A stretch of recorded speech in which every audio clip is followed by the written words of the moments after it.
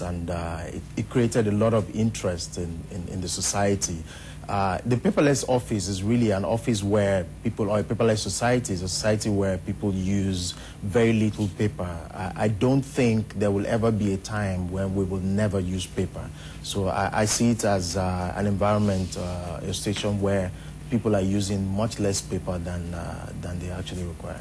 Okay, but some in the circuit say that some, you know, like, I mean, when they say a paperless office, meaning that, you know, the volume is not going to be as much as it is today. Yes. So you're going to be passing information on little microchips, little flash drives and things like that, and you will not need to print as often. Yeah. But say, for instance, we have a pack of paper. Do you really think that in an office, you know, that you're not going to use up to a pack of paper in 1 week? Is that possible? I mean, if you can utilize a pack of papers, you know, between or amongst 100 people in an office, I mean, that's close to being paperless.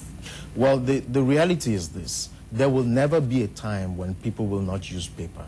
And this is basically because of our inherent nature as human beings.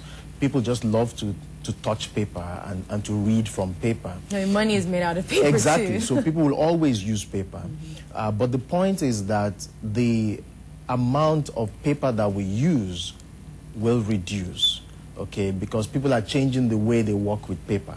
And that's the point. It's not so much as whether there will be a paperless society or not. The point is that people need to change the way they handle documents. So we find today that in many organizations, they have actually come up with strategies for reducing the amount of paper that they use. One of such strategies, for example, is insisting that people print on both sides of paper.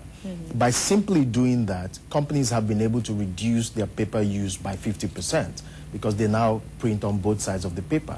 The interesting thing is most organizations are still printing on only one side of the paper, which I think is completely irresponsible. Okay. Well, for example, I guess I have to spill the beans here. In television, you have to print on one side of the paper because you don't want to, like, flip the script and read something else. But, you know, there are some people that need to print on one side of the paper. Exactly. And, of course, the volumes of paper that we use is just enormous. But let's go now to, let's talk about Hewlett-Packard for a minute here. It's the largest market share in the country. True. In terms of printers. True. And it has 80%, you know, boasts of 80% of the market over its competitors. Now, what does that really mean? Explain it. How well are you guys doing? And do you see that people are needing or finding it necessary now to improve on, you know, the printer that they had from 10 years ago to now? What's going on?